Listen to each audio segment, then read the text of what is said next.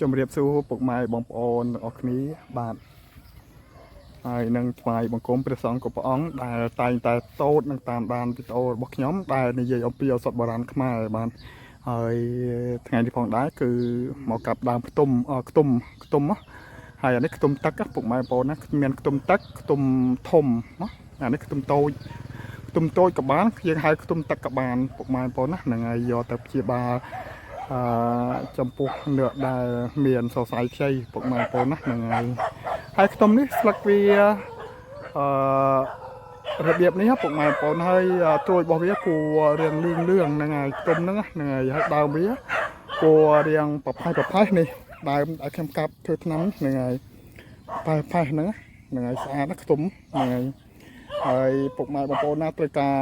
ខ្ទុំនេះយកទៅធ្វើថ្នាំអាចទំនាក់ទំនងជាមួយខ្ញុំបានឬក៏យកថ្នាំផ្សំពីខ្ញុំផ្ទាល់ក៏បានដែរផ្ទុំនេះណាហ្នឹងហើយខ្ញុំបានកាប់ផ្សំជាមួយនឹងរសជាតិផ្សេងទៀតដើម្បីយកទៅធ្វើថ្នាំសរសៃខ្ចីចំពោះបងស្រីដែលគាត់ឆ្លងទន្លេហើយបានណាហ្នឹងហើយខ្ទុំនេះប្រកែណាពុកម៉ែបងប្អូនណាហ្នឹងហើយពីមានខ្ទុំតូចខ្ទុំធំណាហ្នឹង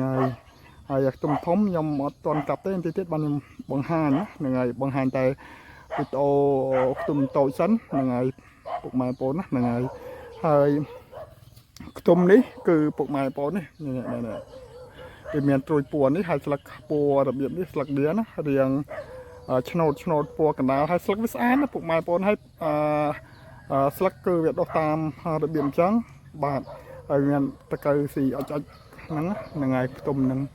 ហើយខ្ទុំស្រួលចំណាំទេណាខ្ទុំតូចធំណាហ្នឹងហើយ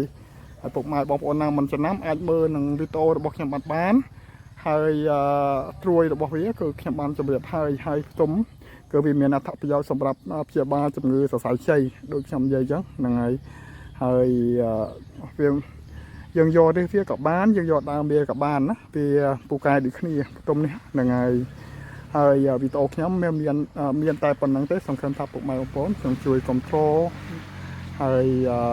នៅឱសថបុរាណខ្មែរយើងបន្តទៀតអរគុណពុកម៉ែបងប្អូនអរគុណ